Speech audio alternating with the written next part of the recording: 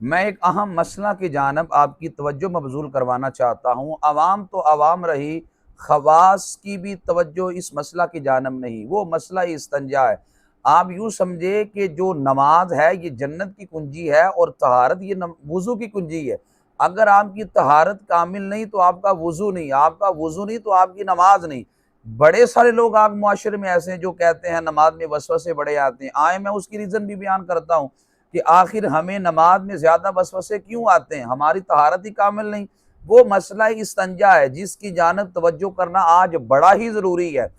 मर्द के लिए ये इस्तबरा करना ये ज़रूरी है, यानी पेशाब करने के बाद कुछ देर के लिए ठहरना कि इंसान की मसाने की नाली के अंदर जो कतरात ठहरे हैं उनको खारिज करना ये ज़रूरी है। ये मेरे सामने नूरुल इज़ा है, दरस निज़ामी के आमादोम के अंदर ये किताब मदारिस दीनिया में पढ़ाई जाती है। हज़रत हसन बिन अम्मार अनशरुन बुलाली रहमतुल्लाहि ताला अलैह आप लिखते हैं यल्ज़मुर राजुला अल इस्तिबराउ, मर्द के लिए इस्तिबरा करना लाजिम है, हत्ता यज़ूर असरुल बौली, यहाँ तक कि पेशाब का असर ज़ायल हो जाए, वयतमइन्न क़ल्बुहु, और बंदे का दिल मुतमइन हो जाए, अला हस्बि आदतिही, अपने आदत के मुताबिक। मिसाल के तौर पर वो जो मसाने की नाली में कतरा ठहरा है उसको खारिज कैसे करना है, इम्मा बिल मशी, या तो चलने के साथ हो, अभी तनहनुही, या खंगूरा लगाने के साथ हो, अबिल इत्तिजाई, या करवट के बाद लेटने से हो, औ गैरिही, या कोई और तरीका जो आपकी तबीयत के मुआफिक हो। ये आगे इमदादुल फत्ता है, इसके अंदर औ गैरिही के तहत मजीद वजाहत जिक्र की और कहा मिन नक़लिल अक़दाम, आप चलें ताकि वो मसाने में रुका कतरा निकले, वर्रक्ज़ बिहा, थोड़ा सा तेज चलें, व असरी ज़कर बिरिफ़्क़िन, आहिस्ता से आप अपने ज़कर को, शर्मगाह को सौंतें ताकि उसके अंदर ठहरा हुआ कतरा जो है वो निकले। और ये मेरे सामने अल हावी अल कुदसी है, इसके अंदर ये बात बड़ी वजाहत से मौजूद है।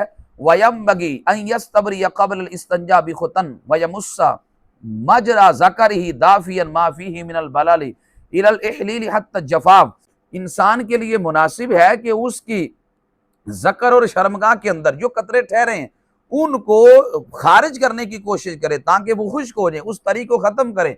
और मेडिकल साइंस भी कहती है इंसान जब पेशाब करता है तो उसके बाद 3 से 4 कतरे नाली में रुक जाते हैं, उसको खारिज करना ज़रूरी है। आप जब इस्तिंजा करने के बाद फ़ौरन उस पर पानी डाल देंगे, बाहर आ जाएंगे तो वो जो कतरात हैं वो निकल आएंगे, तो आपकी तहारत कामिल नहीं होगी, कपड़े ख़राब हो जाएंगे। आप नमाज के लिए ऊपर नीचे होंगे तो कतरा निकल जाएगा। जब आपकी तहारत नहीं तो वुज़ू नहीं, वुज़ू नहीं तो नमाज नहीं। और ये सबसे बड़ी वजह है हमारे यहाँ जो वसवसे नमाज में ज्यादा आते हैं, उसकी वजह यह है कि हमारी तहारत कामिल नहीं होती। इसलिए इस मसला पर एतराज करने से कबल आप 2 लम्हे के लिए सोचें, एक दफा तजर्बा तो करें कि आप जिस तरह अपना इस्तिंजा करते हैं आप उस तरह इस्तिंजा करने के बाद टिश्यू पेपर ले लें, यानी पुराने वक्त में लोग ढेले इस्तेमाल करते थे और ढेला आगे रख कर और ज़कर को सौंतते थे ताकि उसके अंदर रुका हुआ कतरा निकल जाए। अब पक्के बैतुल खला हैं, अब वहां पे ढेले तो इस्तेमाल नहीं कर सकते, लेकिन उसकी जगह पे जो चीज उलमाए कराम ने कहा वो टिश्यू पेपर है। टिश्यू पेपर के जरिए ज्यादा आसान तरीके से कतरा जो है ना वो निकाला जा सकता है। मकसद उस रुके हुए कतरे को निकालना है, वो कोई भी तरीका हो तो अलबत्ता टिश्यू पेपर के जरिए आसानी वो निकल सकता है। तो यूं टिश्यू पेपर आप इस्तेमाल करें, वो रुका हुआ कतरा निकालें और आप अगर जिस तरह इस्तिंजा करते हैं उस तरह करें, लेकिन बाद के अंदर आप एक दफा तजर्बा करें कि आया ऐसा तो नहीं कि जो मैं मामूल के मुताबिक काम करता हूं और आज मैंने टिश्यू पेपर रख कर थोड़ा सा चल के देखा ये तो कतरे निकलते हैं। और आप अगर इसको देखेंगे तो यकीनन ऐसी सूरत हाल होती है। नमाज बड़ी कीमती है, जिंदगी में फिर पढ़ने का मौका नहीं मिलेगा, एक बार जिंदगी मिली है। अब इस अजीम इबादत की हिफाजत करें, अगर आप इसकी हिफाजत नहीं करेंगे तो खासा नुकसान उठाना पड़ सकता है। तो इसलिए ये मसाइल हर जगह बयान करना चाहिए और दीन सीखने में कोई शर्म नहीं है। सही बुखारी शरीफ में मौजूद है, नबी अलैहिस्सलाम फरमाते हैं नेमन निसा निसाउल अंसार, बेहतरीन औरतें अंसार की औरतें हैं जो दीन सीखने में हया नहीं करती। हम भी दीन सीखने में आर और शर्म महसूस नहीं करेंगे तो हम ज्यादा आसान तरीके से दीन के मामलात को सर अंजाम दे सकते हैं।